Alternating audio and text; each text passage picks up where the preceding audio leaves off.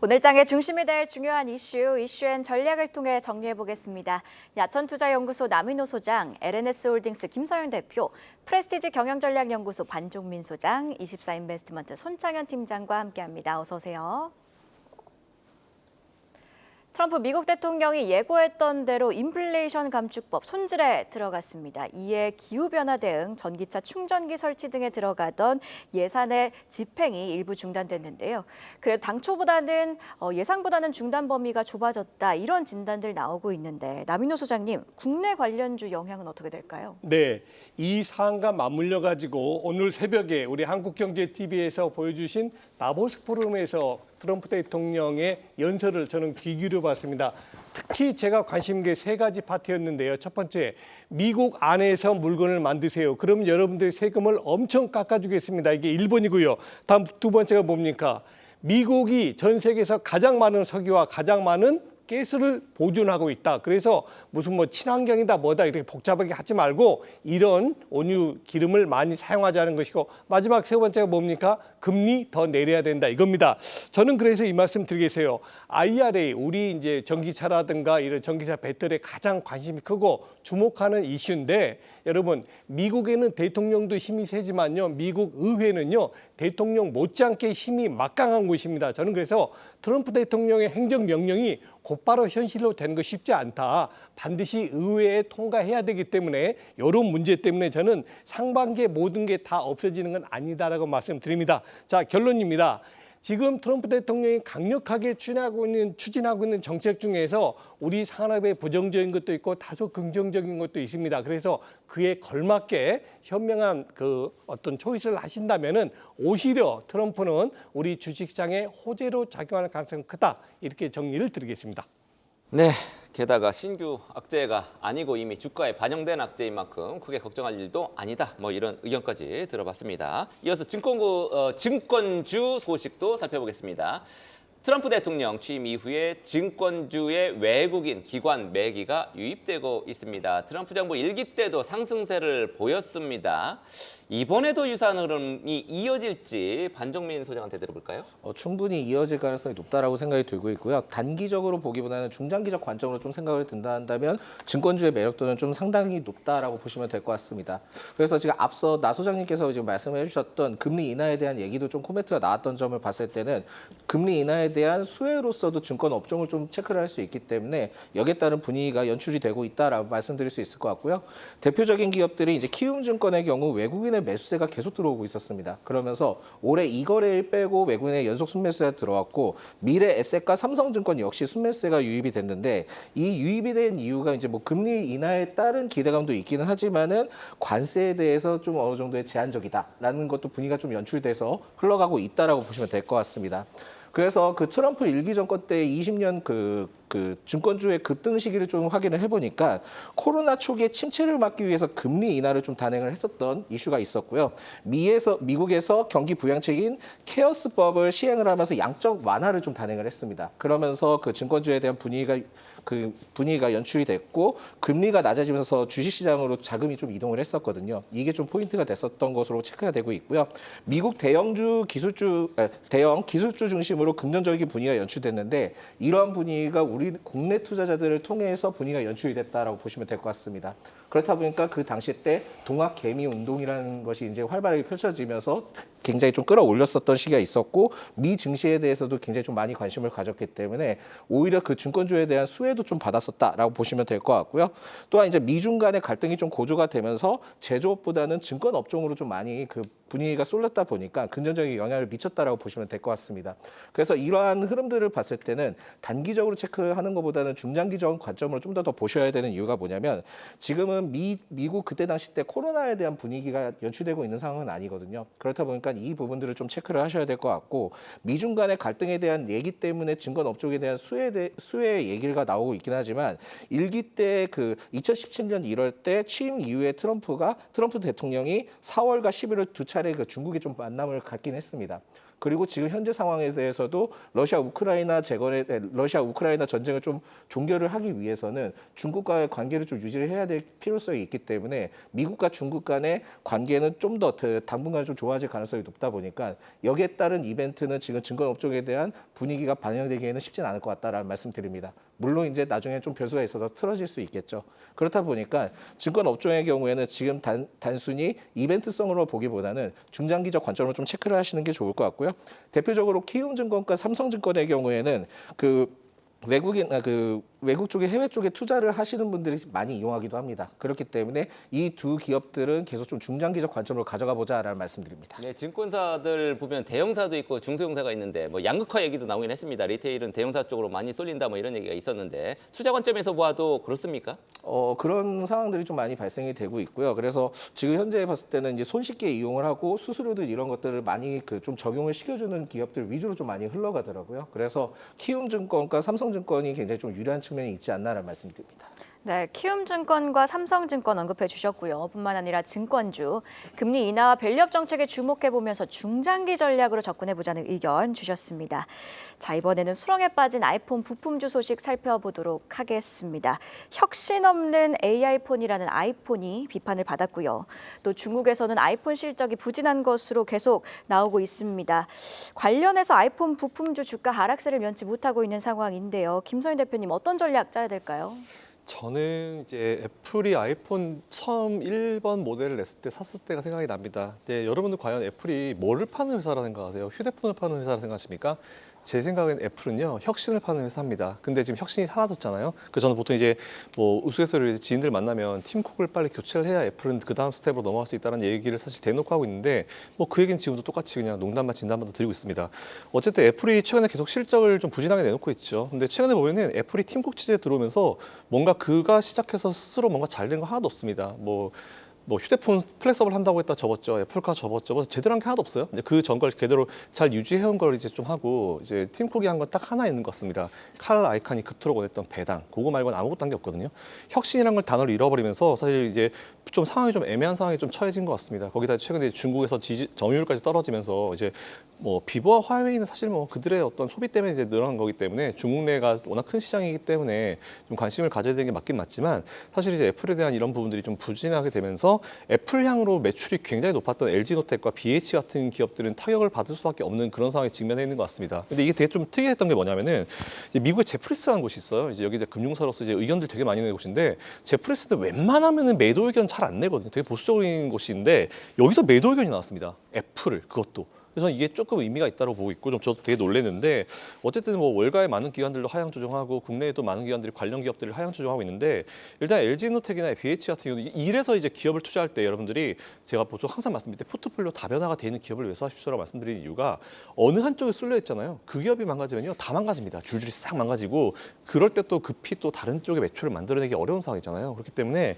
이렇게 너무 애플 향후의 매출이 높은 기업들은 주가가 이제 애플이 살아나지 못하는 이상, 혁신적인 제품이 나오지 않는 이상 좀 어려운 시간을 겪는 건 맞는 것 같습니다. 그래서 일단 투자하고 계신 분들의 전략을 말씀드리면 일단 투자하고 계신 분들은 지금 뭐 손절하고 나가시는 것보다는 조금 이제 시간을 두고 좀 보실 필요가 있을 것 같다는 말씀드리고 사실 애플이 이대로 죽을 만한 기업은 아니거든요. 그리고 이제 새로운 제품에 대해서 얘기도 많이 나오고 있고 플렉서블 휴대폰에 대해서 결국 이제 뭔가 내려고 여러 가지가 나오고 있는 것 같긴 하더라고요. 근데 이번에 AI에 대한 관심이 되게 많았지 않습니까? 근데 문제점이 뭐냐면 제가 왜 비판을 하냐면 애플은 원래 스티브 잡스 때는 모든 걸 다 완벽하게 준비하고 냈습니다. 근데 이번에는 AI를 낸다고 했는데 놀랬죠?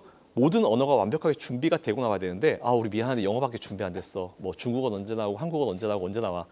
애플은 원래 초반기에 매출이 몰리거든요. 근데 이제 각국 나올 때마다 그럼 그때마다 매출이 나눠서 나오잖아요. 그런 효과가 나오기 때문에 평소에 어떤 애플의 어떤 실적 분석과는 분명히 우리가 다르게 해야 됩니다. 그래서 결론적으로 말씀드리면 일단은 이 매출은 그대로 이제 연간으로 봤을 때 살아날 거기 때문에 뭐 너무 걱정하실 필요 없을 거란 말씀드리지만 굳이 지금 그렇다 해서 LG노텍과 BH를 강하게 매수하시라는 말씀은 사실 제가 양심상 드릴 수가 없을 것 같습니다. 그리고 애플 같은 경우도 이제 기간을 좀 길게 보시고 이 세 기업은 기간을 길게 보시고 이제 추가 매수 신규 매수로 들어가시는 건 나쁘지 않지만 좀 단기간 내에 어떤 영향을 보시려고 하는 거는 좀 무리가 있으니까 이 부분 참고하셔가지고 투자해 보시면 좋을 것 같습니다. 네, 보수적으로 전망을 하셨고요. 지금 애플의 혁신 얘기를 계속 하시면서 삼성전자가 조금 겹쳐서 들려서 조금 씁쓸함도 있긴 했습니다. 다만 애플은 나스닥에 상장이 돼 있어서 주가는 조금 버티고 있죠. LG노텍, BH 이런 아이폰 부품주들 당분간은 좀 주의하자 이런 의견까지 들어봤습니다. 이어서 황금기를 맞이한 LS일렉트릭 실적 짚어보겠습니다. 전력 수요 급증에 전력망 교체 시기까지 맞물리면서 역대급 실적 기록했죠. 주가도 매우 강한 상승세 마감을 냈습니다. 최근 상승 배경 이미 알려졌고요. 현 시점에서 추가로 관심 있게 봐야 할 포인트에는 어떤 것들이 있을까요, 손창현 팀장님? 뭐 전반적으로 LS 일렉트로닉이 이제 상승을 했었던 주요 배경을 보면 뭐 AI 데이터 센터 투자 급증이 가장 큰 이유라고 좀 볼 수 있을 것 같고요. 거기에 이제 테슬라가 설립한 XAI 관련된 데이터 센터에 전력기기도 공급을 하고 있기 때문에 이게 국내뿐만 아니라 해외 쪽에 대한 포트폴리오가 다변화가 되고 있다라는 건 눈여겨보셔야 될 것 같고, 또한 이제 중국의 전력기기 수입이 제한이 되고 있는 상황입니다. 미중 갈등으로 인해서. 그래서 전반적으로 동사뿐만 아니라 국내 기업들에 대한 반사이익을 중국 업체들로부터 이어지고 있다라고 보시면 될 것 같고, 또 이제 미국 노후화된 전력 교체 수기와 어떻게 보면 겹쳤다라고 생각을 하시면 될 것 같아요. 그래서 통산 노후 전력망이 한 30년 정도 사용이 된다고 합니다. 근데 지금 미 에너지부에서 확인된 부분은 이 변압기 같은 경우에 약 70%가 25에서 30년 전에 이제 이미 만들어 놓은 상황이다. 그렇기 때문에 이거와 같이 연계가 되면서 이어지고 있기 때문에 실적이 피크아웃보다는 계속 우상향을 하고 있다라고 생각을 하시면 될 것 같습니다. 그럼 이제 추가적으로 어떤 거를 좀 눈여겨 보셔야 되냐? 제가 봤을 때는 이제 글로벌 빅테크 기업들이 투자가 계속적으로 데이터 센터 쪽에 추진이 되고 있는 상황이에요. 엊그제도 이제 스타게이트라고 해서 오픈 AI와 오라클, 소프트뱅크가 5천억 달러를 바탕으로 해서 4년간 우리나라 돈으로 720조를 데이터 센터 쪽에 투자를 한다고 합니다. 그럼 매년 한 180조 정도를 들여서 데이터 센터에 투자를 하기 때문에 관련된 전력 인프라들지 발전기 그리고 HBM이나 GPU 관련된 기업들이 다시 수혜를 받을 가능성이 높다는 거죠. 그런 점과 그리고 이제 미국에서 가장 크게 많이 필요하고 있는 부분이 초고압 변압기입니다. 근데 동사는 26년에서 29년에 이미 이 초고압 변압기에 대한 수주를 따놓은 상황이에요. 그렇기 때문에 동사가 이제 뭐 어느 정도 설비 투자가 올해 연말까지 한 3분기에서 4분기까지는 이 증설이 완료가 됩니다. 그러면 초고압 변압기에서도 지금보다는 한 생산 능력 2배 정도 증설이 어느 정도 완료가 되기 때문에 수혜가 될 수 있다라고 좀 보고 있고요. 그리고 글로벌 시장으로서의 확대도 계속 이어지고 있다라고 볼 수가 있습니다. 미국의 22년에 MCM이라고 하는 이제 배전반 업체를 인수를 했기 때문에 거기에 대한 포트폴리오로 동남아까지 진출을 할 수 있는 역량도 가지고 있다라고 좀 눈여겨보셔야 될 것 같고요. 그래서 올해 실적에 대한 예상 컨센으로 보면 수익성적인 것으로만 평가를 해봤을 때 이 글로벌적으로 피어 그룹이 한 PER 30배입니다. 근데 동사가 지금 실적으로 봤을 때 수익성으로 봤을 때 23배이기 때문에 30배를 정도만 뭐 어느 정도 가치를 평가를 받는다고 하면 29만 8천 원까지 뭐 중장기적인 포지션으로 대응을 하시면 좋지 않을까 그렇게 좀 판단을 해보도록 하겠습니다. 네, LS 일렉트릭 아직도 상승 모멘텀은 남아있다는 의견 주셨습니다. 이어서 오늘 아침에 나온 가장 빠른 리포트 확인해보고 오시죠. 박정훈 캐스터가 준비했습니다. 네, 오늘 아침에 나온 리포트 확인해보는 가장 빠른 리포트앤 공시 시간입니다. 장기 휴장을 앞두고 있는 이번 주 마지막 거래일인데요. 구정 연휴를 앞두고 증권가가 주목한 리포트들 함께 확인해보겠습니다. 실적 발표가 있었던 종목들을 중심으로 리포트들이 쏟아졌습니다. 상향 리포트로는 변압기 호황 사이클에 올라탄 LS 일렉트릭, 방금 살펴보셨던 종목에 대한 의견이 있었고요. 한편 현대차에 대해서는 숫자로 매출 성장을 증명하긴 했지만 글로벌 경쟁 심화가 예고됐고 환율 상승에 영업이익이 줄어든 점 부각됐다며 목표가 하향 조정하는 증권사들이 있었습니다. 먼저 오늘 10개가 넘는 분석 나온 SK하이닉스 리포트부터 체크해볼까요? 어제 컨센서스에 부합하는 호실적을 발표하면서 주주분들 개장 전에 들뜬 마음으로 기다리셨을 것 같습니다. 하지만 주가의 이 모멘텀이 선 반영되면서 차익 실현 매물 출회되는데요. 오늘은 다시 상승 전환 기대하는 증권가의 호평이 쏟아진 가운데 하나증권은 SK하이닉스의 목표가 24만 원에서 29만 원으로 상향 조정했습니다. 낸드 가격 하락으로 올해 영업이익이 11% 하향 조정됐지만 여전히 경쟁력은 굳건하고 중국의 2구 환신에 스마트폰이 포함되면서 고객사의 재고 정상화가 성과가 기대되고 있습니다. 주가도 다시 힘내줄 수 있을지 오늘장 흐름 주시해보시죠. 이어서 이수페타시스 보고서입니다. 제2호 인수가 선언 77일 만에 철회가 됐습니다. 대규모 유증과 인수 소식에 롤러코스터를 타던 주가가 드디어 우상향 곡선 그려낼지 주목되고 있는데요. 한국투자증권은 탕하가 돌아왔다, 그리고 다시 온전한 AI 인프라 밸류체인 기업으로 원상복구가 됐다며 목표가 기존 35,000원에서 7만 원으로 100%나 상향 조정이 됐습니다. 고다층 MLB 수요에 대한 기대감과 함께 미국에서 대규모 투자를 선언한 스타게이트 프로젝트의 국내 최대 수혜 기업 중 하나로 부각된 점 투자에 참고해 보시죠. 지금까지 가장 빠른 리포트 공시 박정원이었습니다. 네, HBM 우등생 SK 하이닉스와 관련해서는 글로벌 IB들도 속속 목표가를 올려잡고 있습니다. 맥쿼리가 SK 하이닉스 목표가를 31만 원으로 올려잡았고요. JP모간도 28만 원으로 올려잡았습니다. 중장기적으로 모멘텀 기대해보죠. 자, 계속해서 방산업계 이야기로 넘어가 보겠습니다. 3조 7천억 원 규모의 천궁2 이라크 수출을 앞두고 있는 방산업계. 그런데 LIG 넥스원과 한화가 납품 단가를 놓고 신경전을 벌이고 있습니다. 이라크는 조기 납품을 요구하고 있는 상황인데 우리 방산업체들끼리 갈등을 빚고 있어서 참 난감한 상황인데요. 수출에 차질이 생기진 않을까 우려가 되기도 합니다. 남인호 소장님 어떻게 보고 계세요? 네, 큰 차질은 안 생길 것 같고요. 시간 관계상 제가 투자 전략으로 바로 들어가겠습니다. 여러분, 반자조금반, 반도체, 자동차, 조선, 금융, 방산 이 5개 업종이 금년 2025년에 실적이 좋을 업종입니다. 자, 그러면 이들 업종 무조건 사면 될까요? 천만의 말씀입니다. 절대 그래서는 안 됩니다. 그 대표적인 제가 어제 하이닉스를 보여줬죠.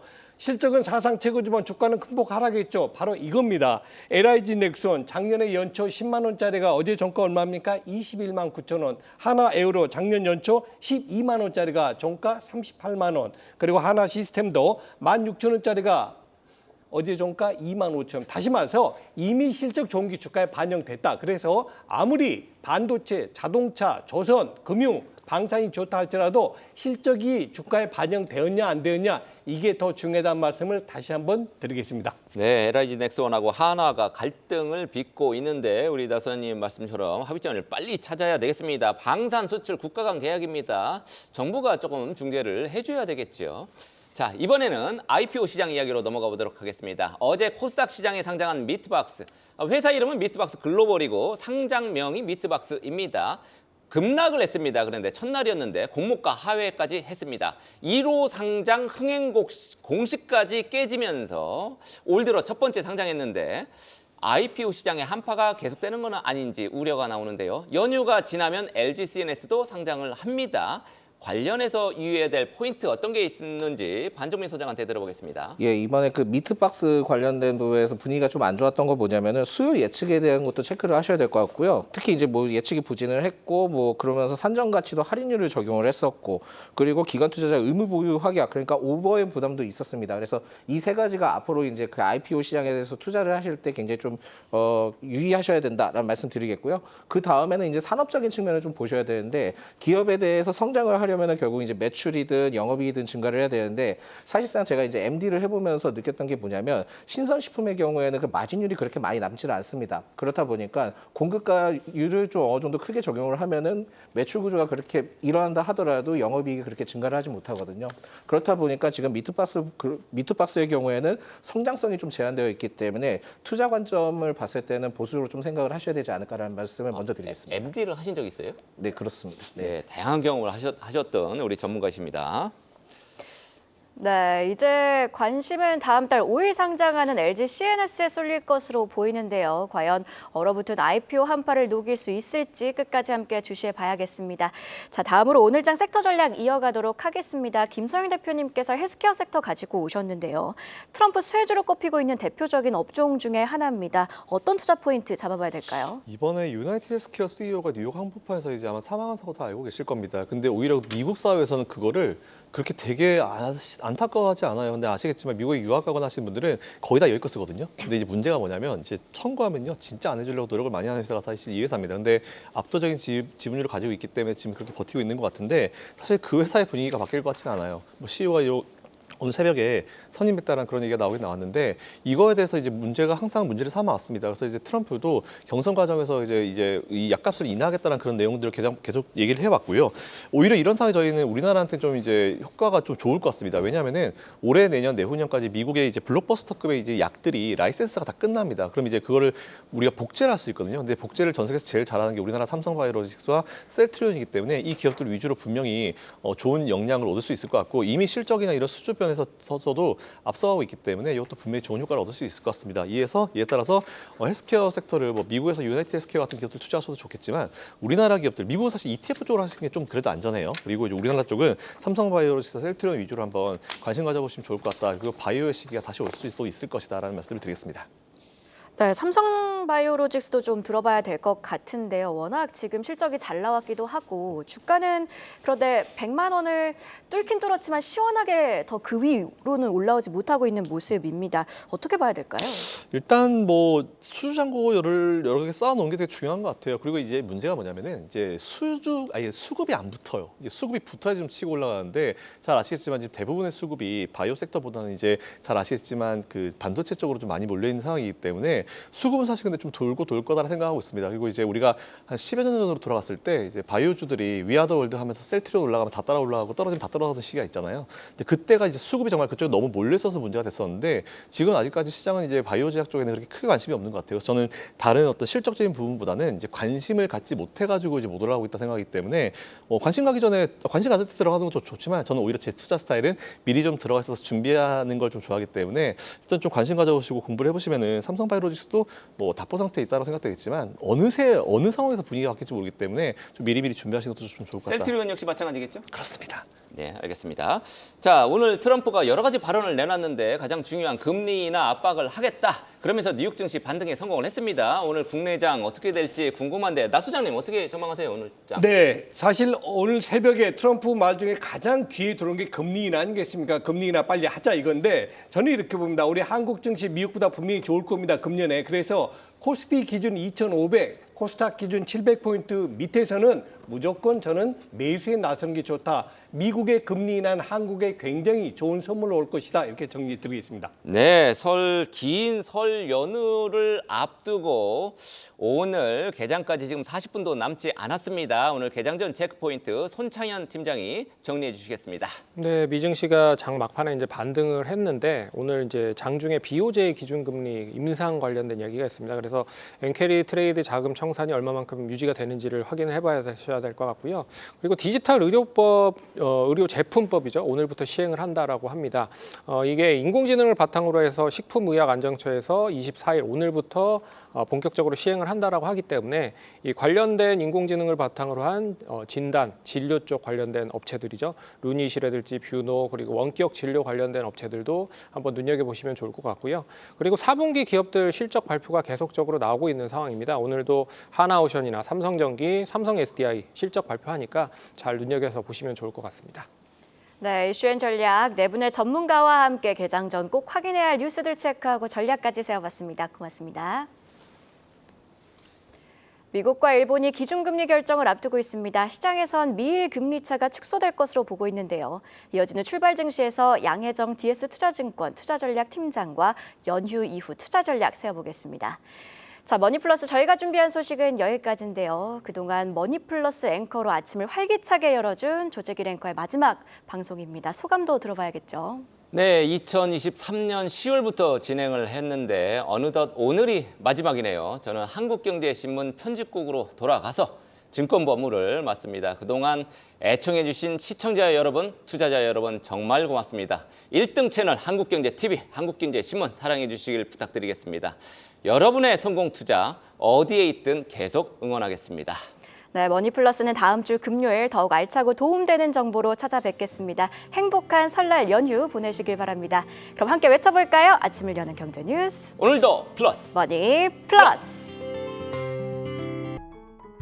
계속해서 다양한 경제 이슈를 알고 싶다면 구독과 좋아요, 알림 설정 부탁드립니다. AI 캐스터 권미정이었습니다.